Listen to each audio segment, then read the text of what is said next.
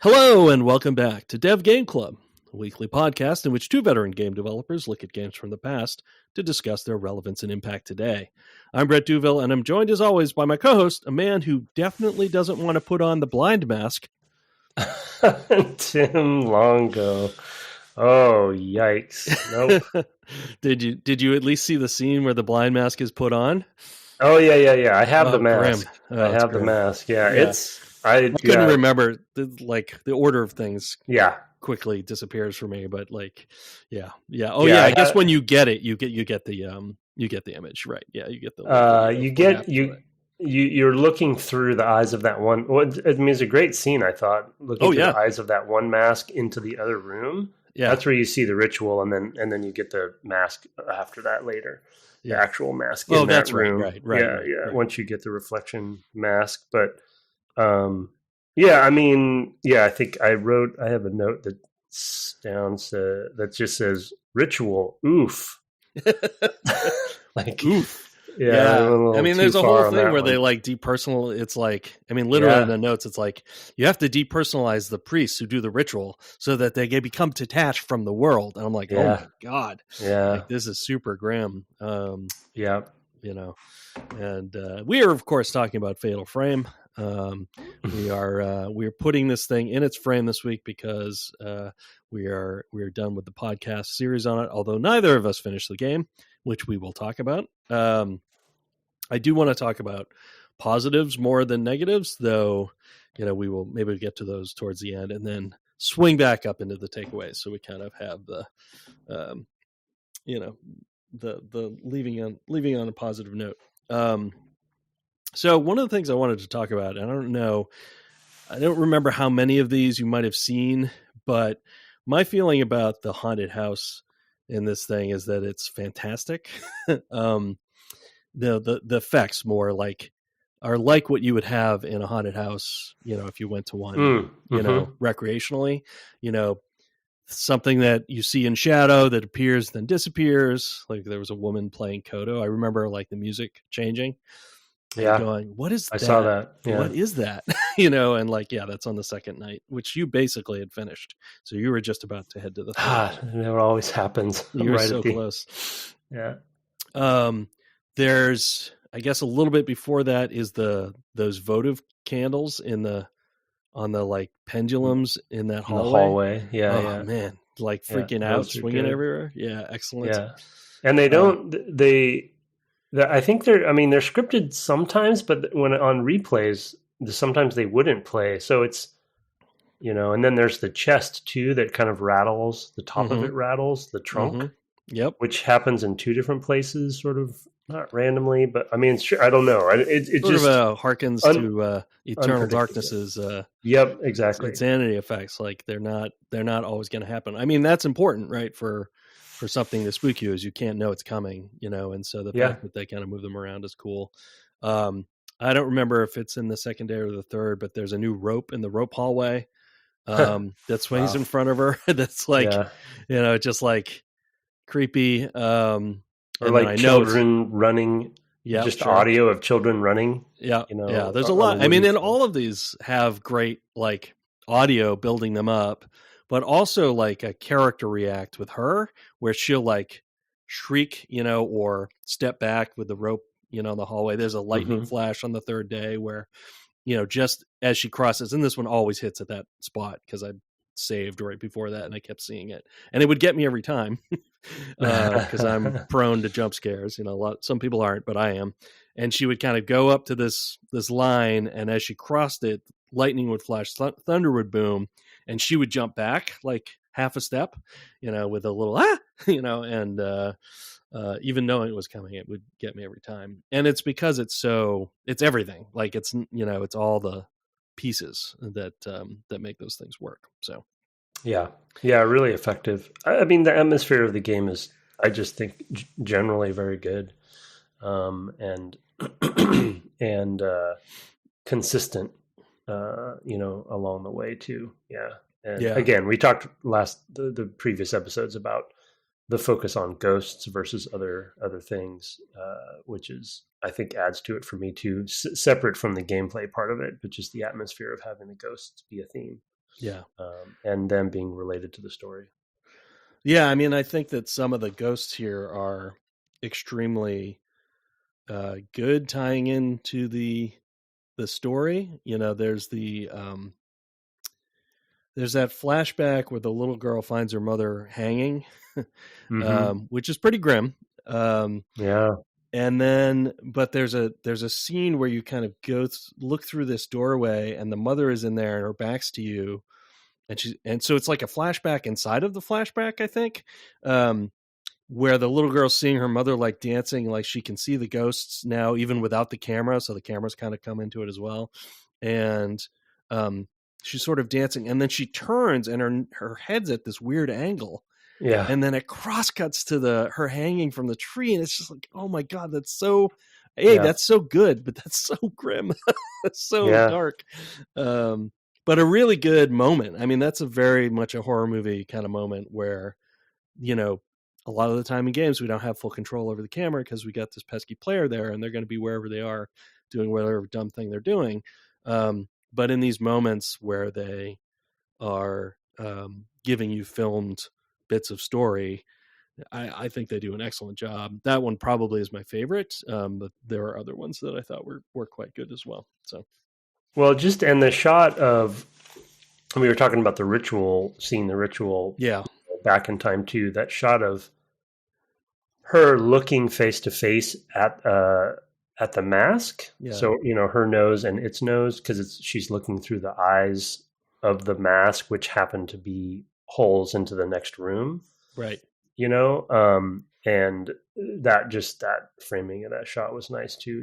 Though cinematic, of course, not gameplay, but still the setting up of the importance of that room that you finally get to. I love the whole mask theme in that whole section. As far as like what, because the symbols were reinforced, the characters were reinforced behind the masks, and each mask has, because some of the scrap and notebooks that you pick up kind of talk about the masks and their purpose. And then it's also one of the first things you see. Yeah, it's in the first room. Yeah, it's in the first room, and like and the second main room, right? Because there's also that lion-headed mask that I don't think ever factors in again. I mean, there's a puzzle piece under it or something, but I don't think. It doesn't relate to the mask thing, but then the reflection mask and the sort of all of the mythology behind that stuff. That whole section, I just, the multi-purpose masks, that you can take them off and then put them on to use them to open the doors. Yeah, really clever, I think, puzzle and level design all put together on that stuff. And, I guess narrative design too. Yeah, probably my favorite puzzle thus far was all of that. And like just looking at the map and being like, how am I gonna do this? Like, I can't figure out and then being like, and getting the note, and like there's a fifth mask that can become in the other mask. I was like, okay, now I see how you can get out. Right. But like building that up to like, this is tricky, and like, well, no, if I put it on the door, but then I can't get back through the door, and so, I don't see how this is going to work. And then you finally get the note, and you're like, oh, of course, it's not going to work. But it like sort of gives you that moment of like, am I just not seeing something here? Like, as a gamer, you're like, I'm not seeing the puzzle solution. Like, how am I? Logically speaking, I don't see how this is possible. And then, of course, it turns out it isn't. It's not really a complicated puzzle, but it's a good moment of just undermining your confidence as a player, where you're like, I should be able to figure this out. There's got to be a way. I can hear the door clicks. I know it's unlocked now. I can't figure out how to get to it, and of course, then you've got to go and get the next mask. It's very, I agree. All of that's quite good. And good audio. Like I said, I think that there's one that happens a little later that, I guess you won't see, where you're in a room with very large versions of the Buddhas, that are missing like legs and arms and things. Which there's a small version like in the shrine. Yeah, I thought that's where. Well, there is a room where you get the reflection mask that has big ones of that. Oh, that's right. Yeah, it's in there. But the cutscene is on the third night that I'm talking about, where you're solving a puzzle where you have to you have to tie ceremonial rope on them, which of course goes around the neck, and it shows that like you can't actually do that. So I'm not sure what it's representing, but you basically it's like you're sacrificing the rope to the Buddha, and the rope appears on the Buddha's neck with like blood beneath it really briefly and with an audio stinger.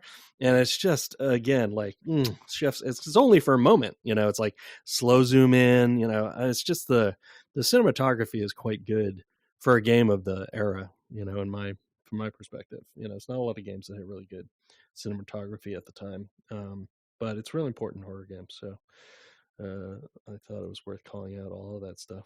Yeah, agreed. We talked a little bit about the audio, that the syncing of those big moments and being unsettling. I think just in general, the audio design is really good in this game. Music as well. Yeah, the music too. I mean, both. I mean, there's ambient music, a lot of it, but ambient, kind of industrial, sounding, I guess, but not sort of like propulsive. Just kind of like, ambient, I guess would be the term.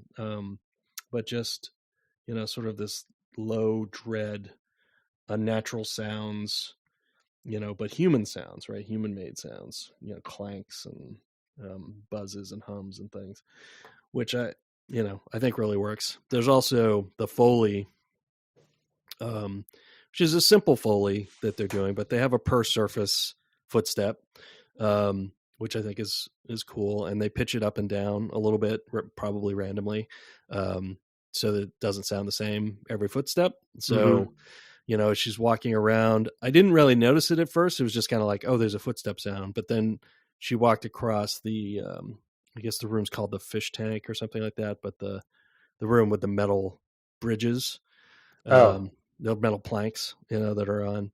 And it's like clank, clank, clank as she goes across the. It's got to or like carpeted. Carpeted rooms too sound really different. Yeah, and the stones outside in the backyard as well. Going through to the graveyard, there's like a flagstone path, which same thing have their own sound, and that's not super common then either. I mean, it's not the first game, I'm sure, by any stretch, but it's still nice to have. It's a sort of thing that we were tending towards is more audio involvement, especially in the PS2 era, is my recollection. Yeah, was that mainly because of storage on the well, I guess that would have come in PlayStation 1, but audio can be notoriously large files, so you need ways to get them. Yeah, both the PS2 and the PS1 had really good streaming. The PS2 was the first with the Redbook CD audio, I believe. Or at least you had it. I don't. Maybe they also had it in the PS1. I mean, they were also a CD player and a DVD player, respectively. Right. So maybe the PS1 you could also play that kind of level of quality. Just didn't have a lot of audio, a lot of memory rather to stream it through. So I know any game that relied a lot with streaming, maybe could not have quite the audio effects. And while audio has always been really, really good in Nintendo systems, they were typically, and they often had audio hardware that was kind of at least different and sometimes superior. They weren't really able to do a lot of streaming audio because, they were cartridges until the N64, right? So, you sort of had limits there. And then they had a tiny CD for the GameCube as well, or whatever. It might have been a mini DVD. I don't remember what the actual storage was on that thing because we didn't ship anything for it, but it was small. It was like half diameter CD or something, or DVD possibly. And it's like, well, then you're something that notoriously takes up a lot of space is tons of audio tracks, like you said. So I feel like the PS2 kind of had a leg up there. So yeah. Well, I was going to ask if there are any other positive. Yeah. Okay. Yeah, I was gonna bring up one that we didn't talk about in pre-show that I obviously got to experience by going through. Sounds like most of the second day. And that's which is a trope of especially survival horror games, but the reuse of the space, reuse of the mansion specifically. Resident Evil did a great job of that back in the day, and a lot of retraversal and getting to know and learn. And then more modern, I would say RE7 is a good example of that as well, because you get to know kind of that house and that estate of that family. And so I just feel like going to the second day, like you had said last episode, as far as like how the doors change and your flow changes, but then so you're getting to know, and I assume by the third and fourth, it's even more so. But one thing I enjoy is just kind of getting to know, a space, a level, a mansion, a house, whatever it is, and like the orientation of how the rooms are to each other. And then the other layer that I really enjoyed was obviously, which I would have expected, and I assume keeps going in the future days too, that the second day reveals new rooms in addition to the ones you already have been to, right? So you're not just running back and forth and kind of memorizing the flow, but then sometimes certain doors are locked, so you can't use your typical route, but you know what's on the other side. And then, you find a secret door, or you finally get to go through a door you hadn't gone through before, and it reveals a new room. Or like, for instance, in the Abyss, right, getting to go out on that plank to get to the little island. So, just different things like that I always appreciate. Now, there's obviously production reasons to do that too.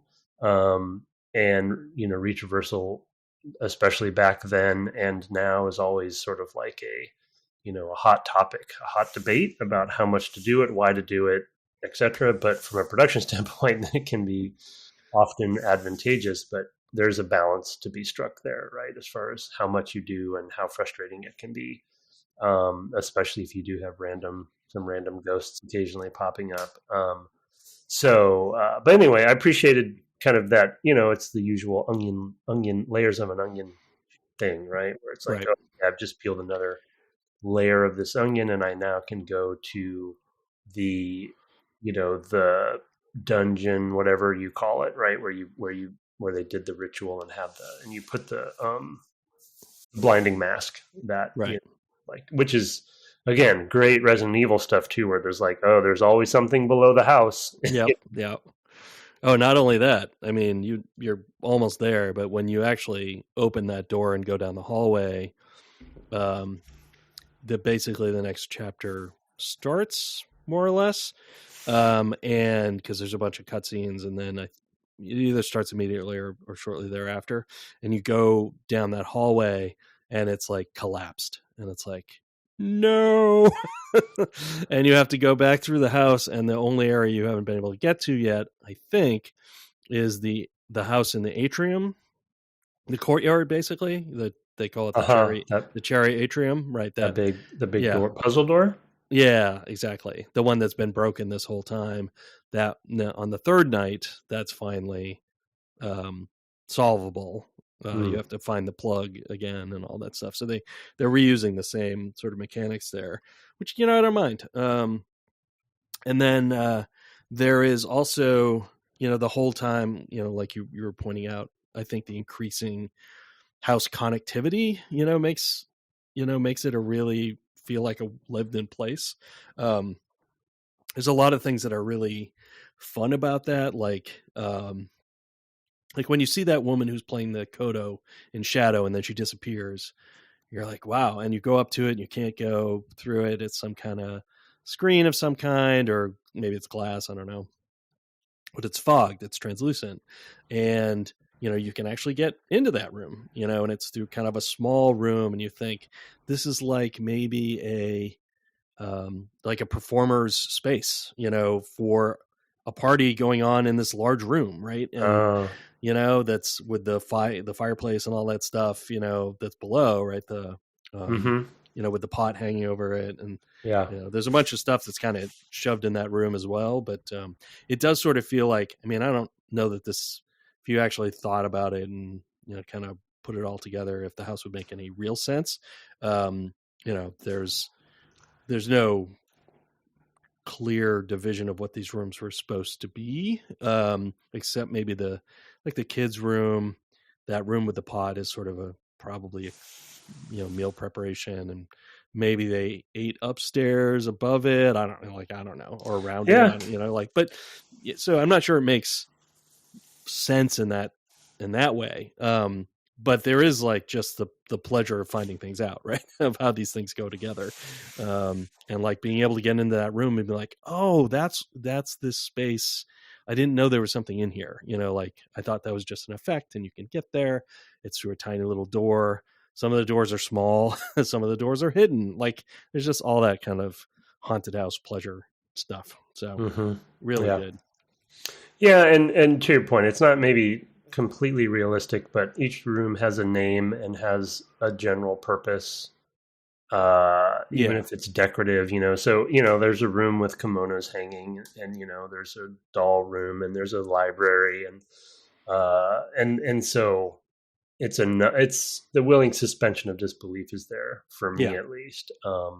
And then the outdoor areas are all connected. There's one of the things that the early Resident Evil games sometimes did that broke it for me, because they didn't care as much about this, but sometimes there was kind of a silly kind of connective tissue decision that they made, just because it's a little bit more of a wackier, franchise. I can't think of a good example. There was one in RE4, I think, especially when you get to the mansion or whatever that was called, after the canyon, which was, there were a lot of puzzly and nonsensical kind of just rooms that were there for the sake of level design, and were not very motivated. But I haven't really, at least for 2 of the days, I haven't seen much of that yet here. Yeah, no, I think that in general it's pretty well motivated.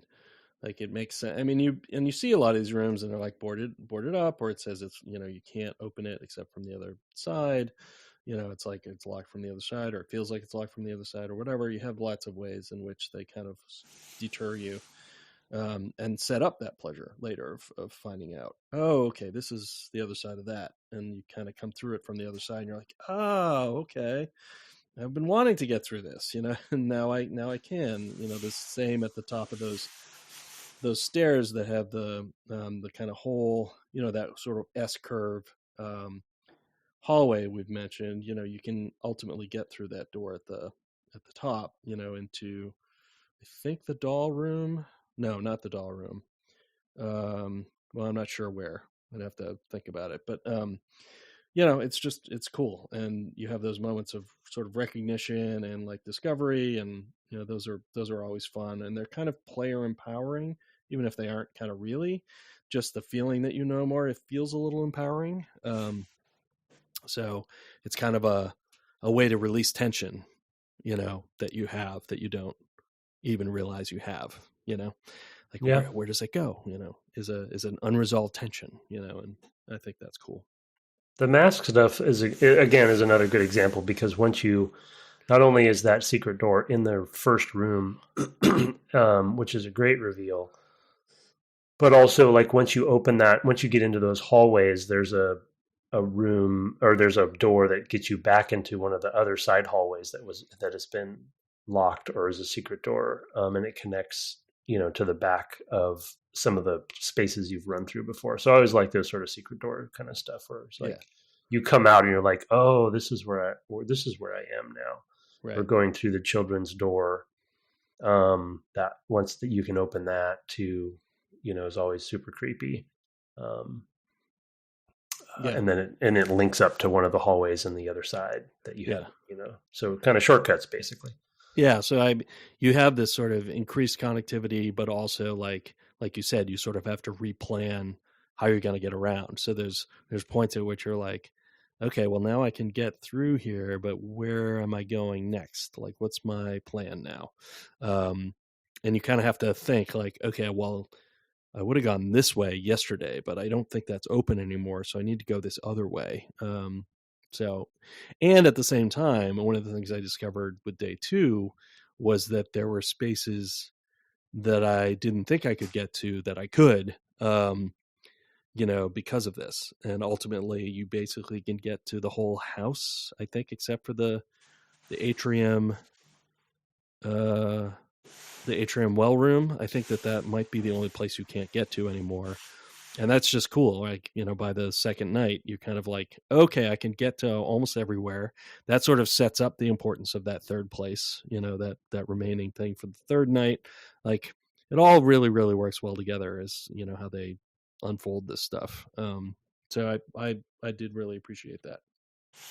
Yeah, the one criticism on it that is more about the map than anything, because I think visual language wise, well, not even completely visual language wise, but the message you get when she tries to open some locked doors is consistent. So I think you can pick up on the clues, but red doors on the map are not consistent with what they are. And that has frustrated me a few times, where it's like a red door is locked on both sides, or you can't get to the other side, but sometimes a red door is locked on one side and not the other. Right. And you have to go and unlock it on the other side. But when I look on the map, I would look on the map and see a red door, and oftentimes I just wouldn't go to it. I was like, okay, it's red. I'm not going to be able to get through it. But it turns out on this side, I can actually open it and turn it to a green door. So I wish they would have had, because they do have yellow doors, which I think are essentially like lock and key puzzle doors. They're mask doors, the yellow.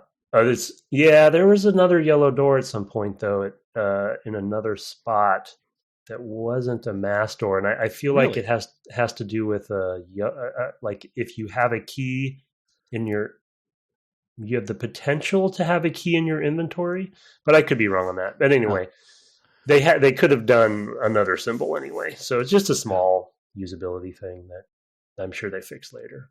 Yeah. It feels like the sorts of things that they would have gotten around to.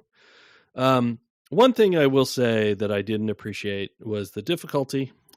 So it's now time to turn to concerns. I mean, really the main reason we didn't finish, I'd say.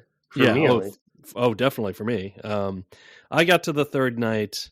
I had relatively little of the best film left. I think I had 4 shots. I had relatively little of the kind of middle of the road film left, which was maybe 22, 23 shots.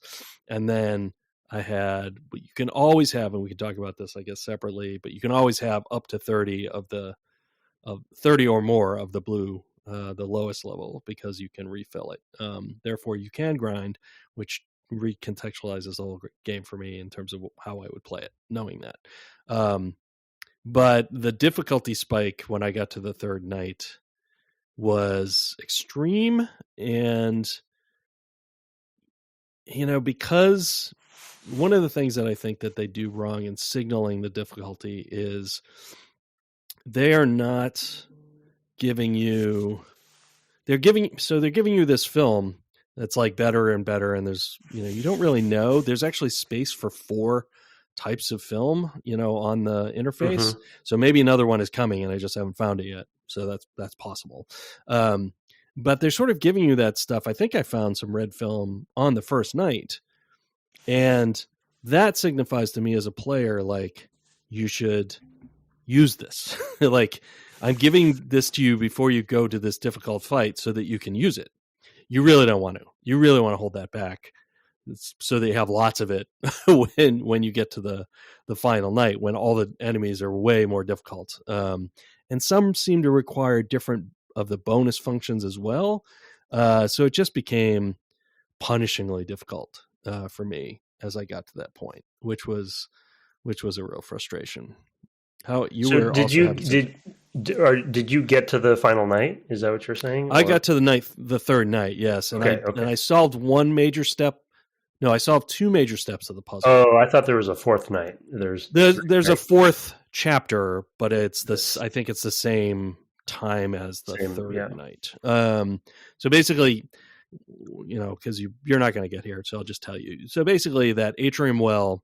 So as I mentioned, like, you can't go down behind the blind mask door to the ritual space because it's collapsed. There's been earthquakes.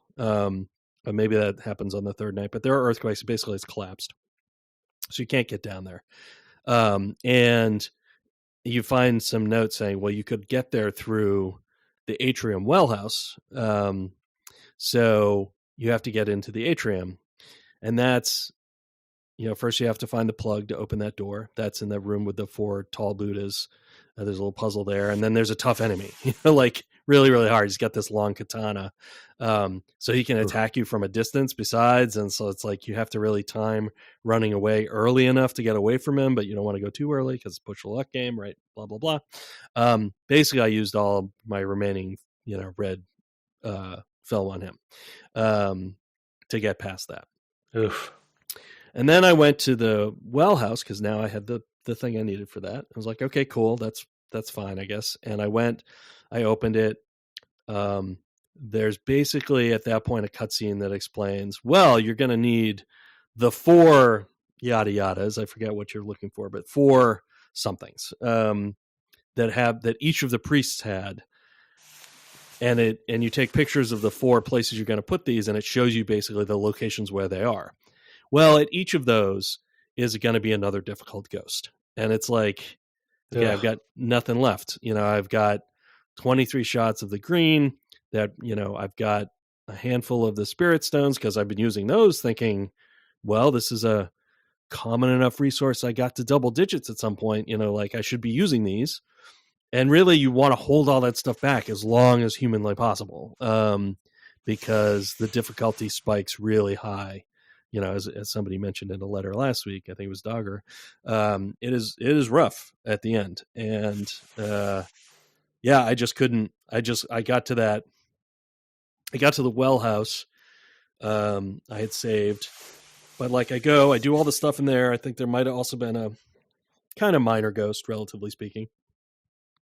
So I deplete some more decent camera stuff, film, and then I come out and there's just this killer fast moving ghost that I could not evade well. And and I don't have any of the really good film. My camera's pretty well powered up at that point. I mean, I think I had filled, maybe 3 of the max thing, all 4 of the speed, 2 of the range. And I had the paralyze, special power, and I still couldn't move quickly enough, and it killed me. And I'm like, well, now I have to do all the stuff in the well house again, and I have to come fight this, and I was like, I think this is where this particular trip through Fatal Frame ends. I mean, I will try to finish it. I will, because I am really enjoying it. I just, if I had known what was coming, I would have played very differently. And I think that the level design and particularly object placement doesn't do you any favors, because really it should be saying, don't use this red stuff. Use blue all the time. If you possibly can, use blue stuff. And as I was pointing out in pre-show, the stone mirrors are a resource that, while it carries over in your inventory, if you have one, you'll carry it to the next night. The ones that are placed in the world do not. So you actually want to just kind of heal with those as much as you can, as long as you have one left at the end of each night to carry, because there will be new ones placed in the world on the subsequent night. So it's it's okay to take damage occasionally, but you shouldn't use any of your healing items, which is crazy to me. I mean, and crazy making, because I got to the end of the game, I only had a stone mirror left, and I had no healing anythings. And I couldn't find any more, because whenever I went, in areas that were not on the critical path, I would get attacked by something that would whittle me away so much that it would make it impossible to complete the critical path. So it's just this vicious circle at that point, where I could not, I could not buy a vowel, as they say. Yeah, I think the completion percentage on this game is probably pretty low. I think that they're tuning and balancing and play testing, or lack thereof, back in the day, which again, we were all on that journey of figuring out how to do that. But, I'm sure it was very much, they knew the right way to play and did it that way over and over again, and the right things to use at the right places.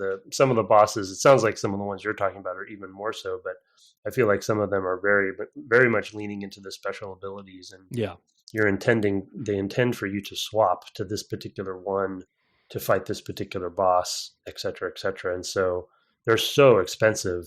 Like, you really have to be a completionist, I think.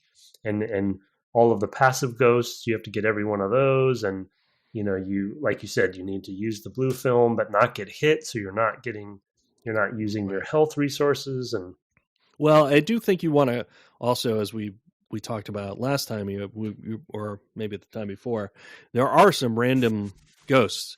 And it does seem, so on the second night, I was at a point where I thought I only had one thing left to do. Oh yeah, I had the blind mask already. So I was like, oh, I'm basically just going to go down there. I think that's like the next big step, and I think it's okay. And I was like 1,000 away from the next upgrade on one of the things. And I'm like, well, I'll just go see if I can find some random ghosts. And it turns out like I could just go into the atrium and find a spot. And I'm not sure if it was time or steps, but I just like found a place and ran against a corner for, a little while, and one would appear, and I would just do it, and, wow. So it was like, it was a grindable game, or it seemed grindable. And it's like, well, that's probably what you want to do on the first night when the ghosts are easier and the random ghosts are easier, is just grind a lot. Yeah. And that's so antithetical to horror. Like the idea that it's like, well, I'm just gonna farm these ghosts as a resource to make the game easier. Like that just does not play well with horror in my mind. It's like, oh, they're no big deal. You just keep going back and saving and filling up your blue film again. It's cool. Like I should be terrified of the ghosts. But they should be completable. And it just, like you said, it doesn't feel like the balance is there. But, the good thing, if you finish the game, you know what you get to do. What? You get to play on nightmare mode. Oh my gosh, serious? Where the ghosts are really difficult. Oh man. Is it at least New Game Plus where you keep your stuff, or no? I don't know that. I didn't research in too much detail. I was curious, like, is there, I just was like, is there something I'm missing here?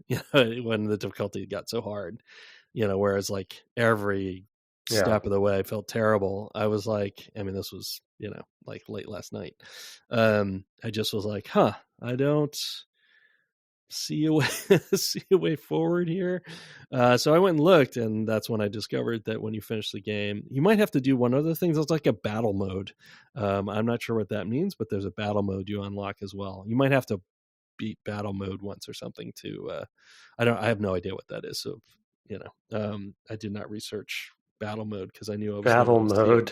Great. That's what it's called. It's like, I think that's a pretty telling thing that they have a battle mode. It definitely was a thing of the era too, but for this game, no, do not do a battle mode. Yeah, that's ridiculous. Yeah, it's a little strange. Your combat mechanics are not good enough for a battle mode. Yeah, I'm sure people become very good at it, like any game. If you really master it, then maybe the battle mode is for you. But 2% of the players probably played that, I would bet. Yeah, if that. Yeah, it's definitely, different time and all that, but it definitely, there were some strange. I was like, and apparently, to get the real ending, of course, you have to beat the nightmare mode.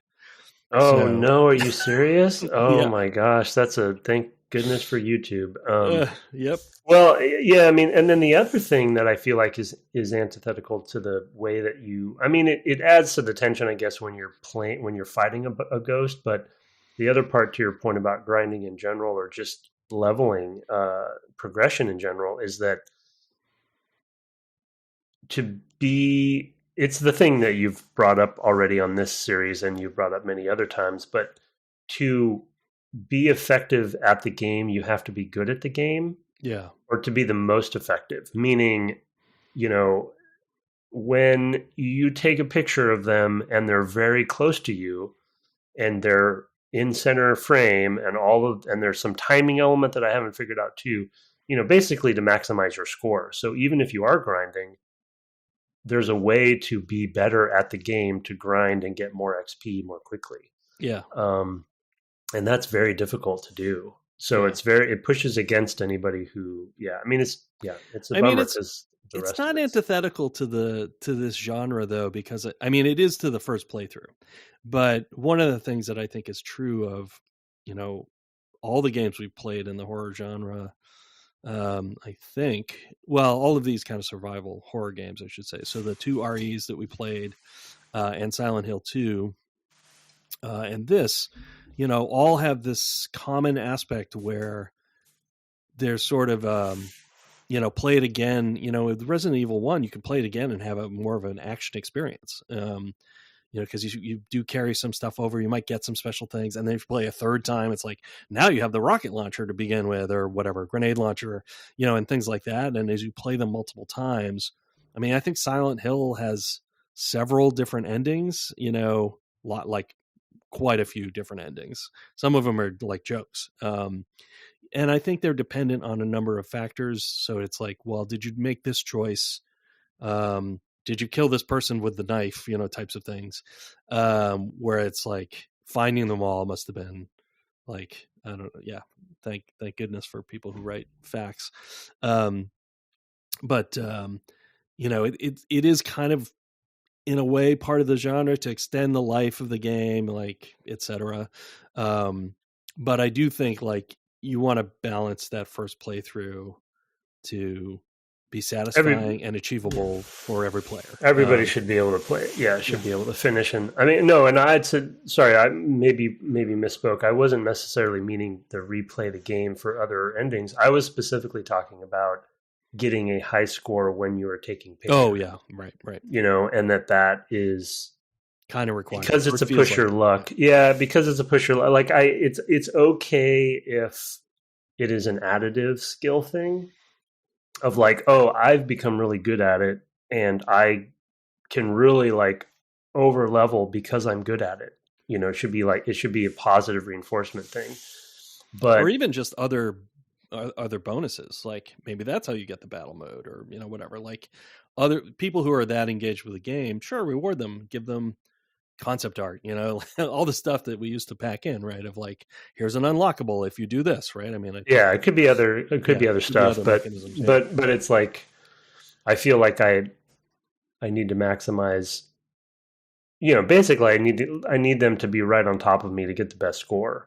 Yeah. And obviously that makes it scarier, which is a horror game. So that's a good thing generally, because it makes it very intense, but it's a very difficult thing to do with some of the more advanced ghosts, especially if you don't have some of the abilities. Maybe that's how they tune to balance it. Like you paralyze them and then you run up close to them and take a picture or something. I don't know. So yeah, it does not paralyze them for very long. So it's like, oh really? Yeah, the whole thing is like, I'm not sure that was the right one to choose. I don't know.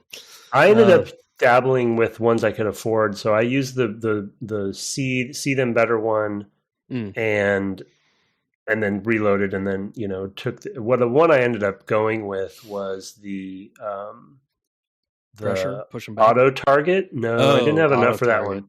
The auto target one is more interesting than I thought it was going to be, because it's really just allows you to snap target to them, but then sometimes when you turn your camera on, it faces them automatically too, which I'm not sure what the rule is there, but because sometimes it didn't work. But boy, was I burning those.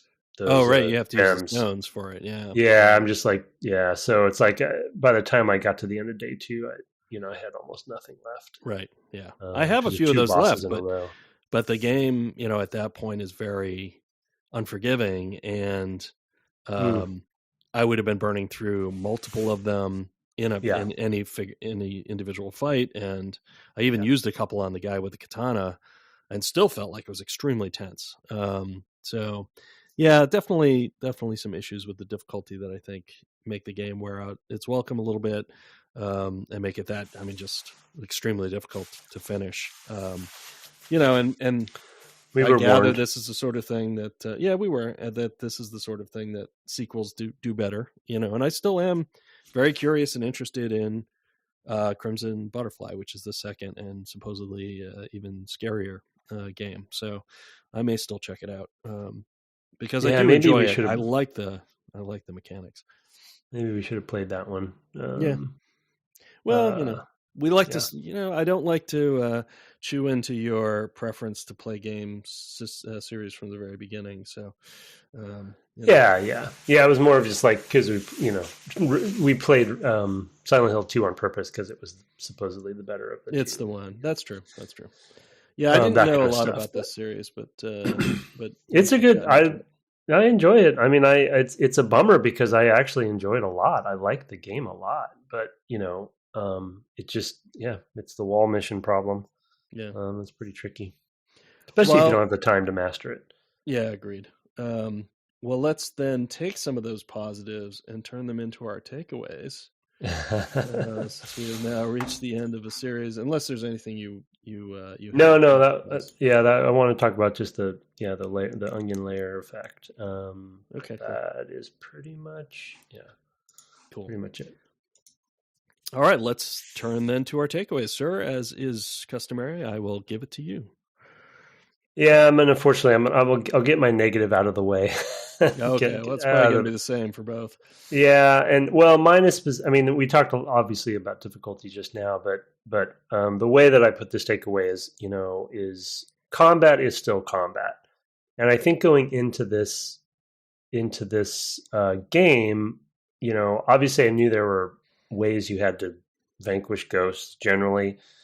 But in my head, I had kind of intellectually overthought it in that, you don't have guns in this game. It's not an action game. It's you have a camera and you're taking pictures of ghosts, those pesky ghosts. It's going to be fine. I was looking forward to not having a heavy action combat game, but you know what? They made a combat game. I mean, there's still. Yeah. It's like, okay, there's mechanics, there's systems in there. There's high skill ceiling, and a high skill floor. It's like, so it's like one of them's good. The other one is bad. The ceiling's okay. The high floor is not good. And so, and of course I don't remember the marketing at the time. So maybe the team and Tecmo didn't market it this way. But I feel like in my memory, this was like a low combat kind of game, just was a spooky horror game, etc. And so I definitely underestimated the camera stuff. And, if you are choosing to, albeit be clever with how you contextualize your combat, because it's a camera and it's not a gun, that's a great decision. But if you are then going to still make it combat oriented, then you still have an obligation to take that into account when you design it, and we just talked about difficulty, tuning and balancing, and usability and all of those sorts of things, obvious points, which everyone was figuring out at the time. So, give them the benefit of the doubt, but you still have a responsibility to the player on making combat feasible. Yeah. Yeah, I mean, I will just, put the difficulty in there. I do think difficulty where you find yourself repeating because of failure is just antithetical to horror. Whenever you repeat something, to do better at it, that's just feels antithetical to horror to me. And so it's not something I like to see in horror games. This is not something expected from this game because, like you, regardless of the sort of combat nature, that you put it, like, my thinking was, I'm going to take pictures of ghosts. That doesn't sound so hard. And, but when it's really like, you got to be ready for your close-up, Mr. DeMille, for the ghosts, it's a little different. So, yeah, I guess I was expecting a little more Luigi's Mansion type level of difficulty. Yeah, totally. So, and you don't really repeat yourself in a game like that. To be fair, on the other hand, right, as we pointed out in the first episode, this is the company that gives you Ninja Gaiden as well, right? So difficulty might be kind of in their bones a little bit, and it's hard for me to contextualize that because in 1999 I would not have, or 2001 rather, I wouldn't have played a lot of Tecmo games. So, it wouldn't have, like, other than the football game, which I think I played a little bit in college. So it's like, it wouldn't have really connected with me that way, but maybe people knew that, right? And so they were expecting that when they came to a Tecmo game, maybe. Like, yeah, I don't know. That's the kind of last kind of positive spin I can put on it. So, all right, well, let's then turn to your second, because I think difficulty we talked about enough, so I don't need to belabor it. Yeah, my second one on the positive side, I just wrote down less is more, and that was just my blanket statement, which I talked about in a couple of the episodes in the series. Just I find it taking the combat stuff aside, though I would say that it's also a pretty economical combat. Generally, it's just too hard. It is a very economical game. It's a very disciplined game, both from, we talked about art direction, we talked about audio and music. We talked about even sort of how they use jump scares, the concept of using ghosts as enemies. I talked about today also just the house as a character and the onion layer of it all. It's a very tight game, and they do a lot with a little. They're good at that's in a way, I guess it still has some of the melodramatic elements, of course, but I think in a way it's almost the other side of the coin for Resident Evil, which is so melodramatic and so overdone and so overwrought most of the time, right? Big character, you have giant snakes that you're fighting or whatever, right? And it's like biohazard, biochemist, or biohazard, I guess, original name. But so they have part of its its charm. Resident Evil's charm is the sort of zaniness of it. But this is a ghost story, multiple ghosts, of course, but it's a ghost story and it's spooky, and even the story is pretty economical because it's about this, these certain groups, small groups of people in different eras and what has happened to them in this house. And then you add in the sort of layer of history, but also legend and urban legend. It's just a very tightly wound and focused, experience. And so I just applaud. Some of that could have been production. Some of that could have just been the economy of making a game at that time. But I still think they used a lot of discipline with how they built the game and presented the game that I really appreciate. Yeah, totally agree. I will bring up one, that was also this episode, and that's why I brought it up this episode, because when I reflected, I was like, yeah, that's really nailed it. And that is I put it, audio is the gateway to the limbic system. But basically that for me, audio is a huge part of any horror experience. It's one of the reasons why I maintain a 5.1 surround system in my house, is because, a lot of stuff doesn't really need it, but man, I do love a horror movie or horror game, and they really, really depend on good audio. And when they really deliver on it, it totally enriches the experience. And there were definitely times where I'd be like, okay, I'm just going to pause the game, I'm going to go in another room. Yesterday I had a big drawing project I was trying to get done, and I was like, I would have to take breaks, where I was like, okay, I have to take 5 minutes to just kind of walk around and just shake my arms a little bit. And it's because of the audio, to get the cortisol basically out of my system, because I had so much stress from the game. And it's the audio that kind of maintains that, for me, that's the kind of biggest aspect, where it's just eating at me, constantly. And it's not subliminal because you're paying attention to it, but its effects kind of are. They're not intellectual, they're not, a lot of what I enjoy, in my entertainment is reading, and that's not, something that just cuts through to the core of you in some way. It's intellectual, right? But this is something that's elicits a physical response in me. And so I always appreciate it when it's really well done. And here I think it's extremely well done. And so highly worth it.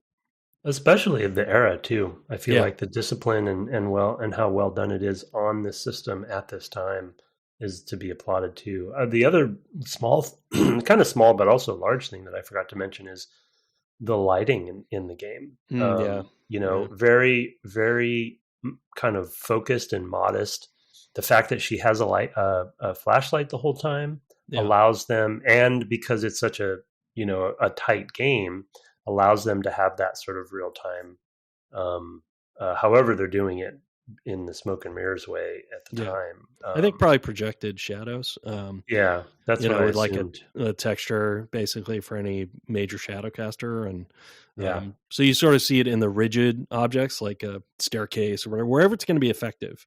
They're going to use it. The Torii shrine things in the atrium are another example. Like there's only a handful of really big noticeable shadow effects, but they're really effective, and they do color the sort of the thinking throughout of like, oh, it's everywhere, but it's not really. If you really pay attention, there's a lot of like the textures are just dark, and and the flesh lightens them up, but there's not tons of shadow casters. So it's super cool.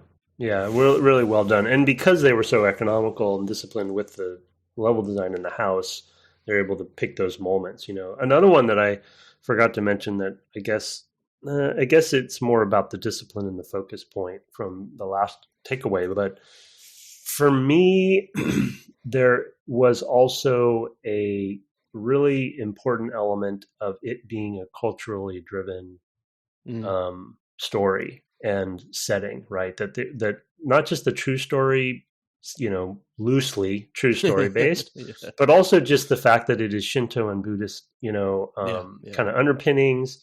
It's about a Japanese family in a Japanese mansion, and then Japanese writer who comes to investigate it. So, it's very motivated versus Ari is all over the place, right? Resident Evil is just like, it is science fiction, right? It is completely made up. The characters are not motivated for the most part in a particular, cultural way. And so I really appreciate that. I think is another part of the connective tissue of the game that makes it really interesting. I'm really interested to know if they continue on that, or if in the future games, or if it, like Resident Evil, starts to kind of like unravel and meander, or if they stay very focused. I think Crimson Butterfly, looking at it, I actually noticed at one point in this game, it might have been in one of the title cards for one of the nights, like maybe the third night, there was, I think, an actual butterfly superimposed, like in shadow, like a shadow, like a darker colored butterfly outline, or silhouette or whatever. No color, I mean. So, and I thought, oh, maybe that's tied in. The one thing that, we never mentioned this, one thing about the like sort of design decisions they made in terms of, character and place and everything. Whenever she was moving around, I thought she had a bald spot. I know it's a barrette, like intellectually, but like just the way it's placed and the shape of it, it looks like a bald spot to me. It's very funny. Anyway, that's kind of irrelevant, but I don't know. It just came to mind while I was thinking about it. Character design thing. Yeah. Like, oops, just at that orientation or whatever, it's fine when you see her kind of from weird angles, but when you're behind her mostly, it just distracted me every time. Anyway, do you have a final takeaway? It's related to all of the others, but it's really about pushing back on the norm of horror. And what I mean by that is norm of horror in video games specifically, because the dominant franchises were the Resident Evils, and, Silent Hill was a little more focused horror, I'd say, but still got pretty, I don't know, science fiction or fantasy. I mean, there was definitely some wacky stuff.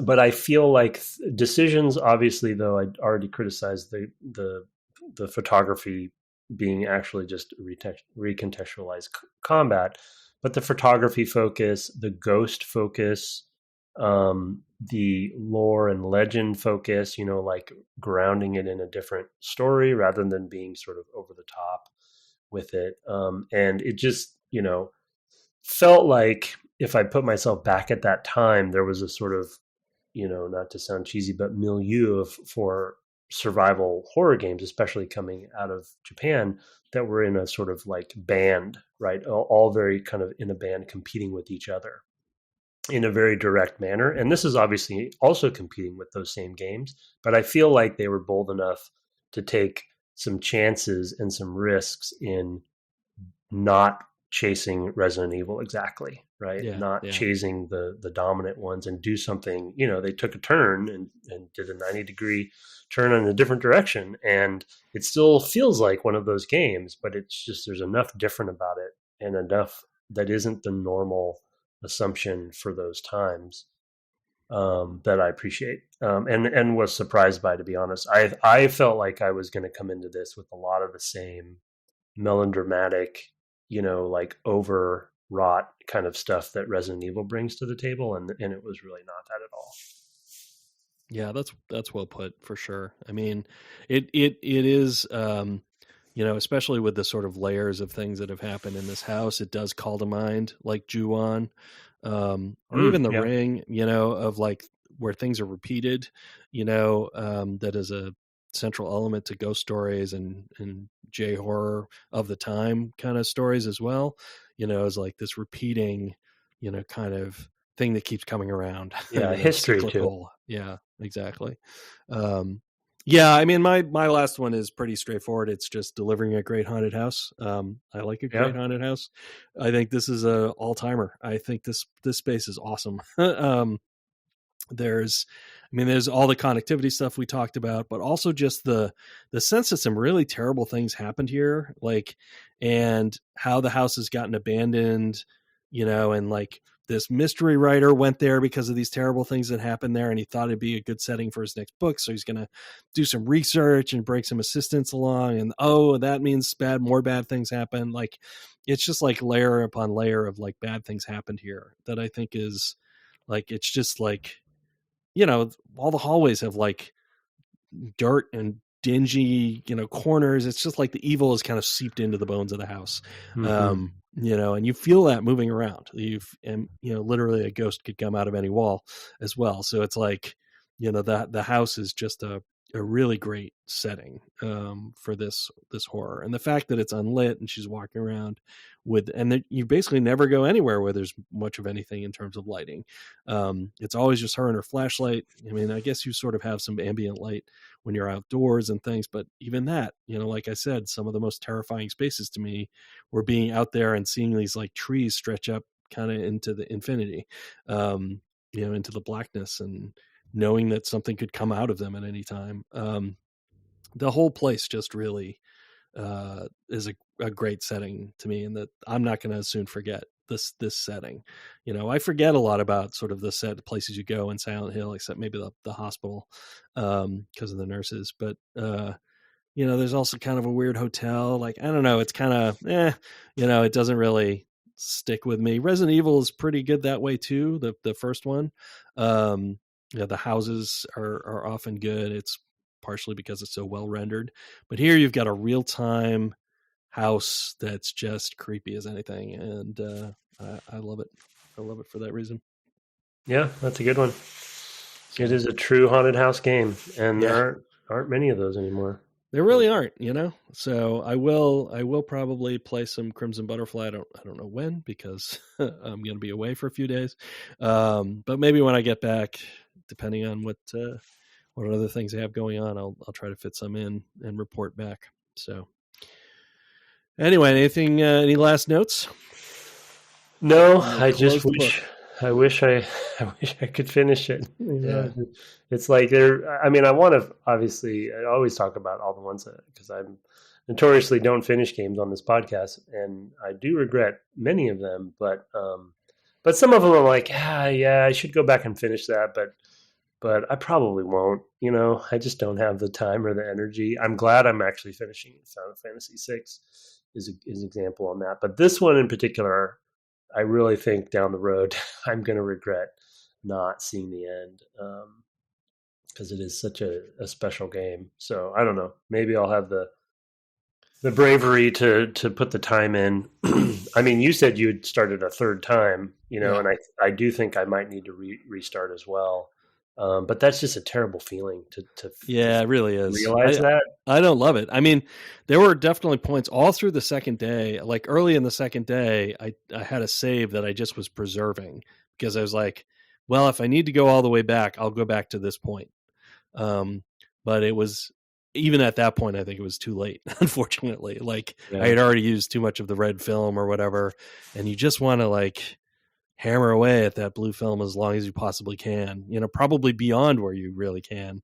So you're very sparing with all the other stuff, and that's just not a good place to be. Because I just had that slot. In fact, I had a slot from the first day where I was like, basically I was perfect until this point. Like, I'd taken no damage and like not really used any resources, and had that save for a while. I was like, no, I'll be fine. It'll be fine. I'll just save over that. It's fine. But you trusted them too much, and unfortunately they let you down. They bit me with it. It happens. Well, we don't have any reviews or email this week. We love to get the reviews through the podcast infrastructure. We use the Apple one. If you use another one, please let us know. Drop us a line. Let us know where to find it. Or you can send us an email at devgameclub@gmail.com. We're on the web at devgameclub.com.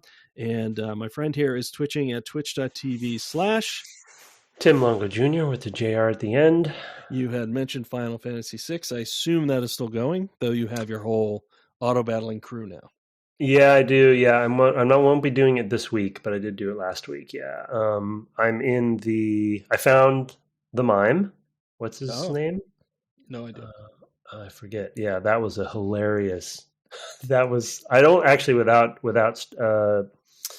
viewer help, I wouldn't have found it. Obviously, Biozon and he and Lost Lake are just experts at this game, so they know everything. Lost Lake saved me too on that fight, but one of those fights. But anyway, the fact that you go down into the worm's belly to find the mime, and that the music in the worm's belly is related to the mime, it's just great. So, but I don't think the mime's going to be part of my party. But the Yeti is saving my bacon as one of the premier auto battlers. The Yeti Umaro. I am on a dragon hunt, so I'm nice, taking down the dragons. I'm about to finish the second tower, or not the main tower, but Kefka's tower, but the what's it called? The ritual tower, the cultist tower. Yeah, I got to the top of that. Yeah. Okay. But I think I have 5 dragons to go. Yeah, there's 7 as I recall, so it does take a while. I think I did them all. I think I took notes on where they were and went back to them if they beat me. I feel like I did them all. They all feel like they have like a trick or something, so there's a way to get I've been using Libra. I think it's called Libra general to figure out. Well, you can see when he goes live if you subscribe there, or if you join our Discord. There'll be a link in the show notes. There's a helpful bot there that will notify you when he goes live. Our intro and outro music was written and performed by Kirk Hamilton, commissioned by friend of the cast Aaron Evers, and our logo, that Discord, those bots, the merch store, all by Mark Garcia. We thank you so much every week, Mark. Have fun making your way to the atrium well this week, and good night. Good night.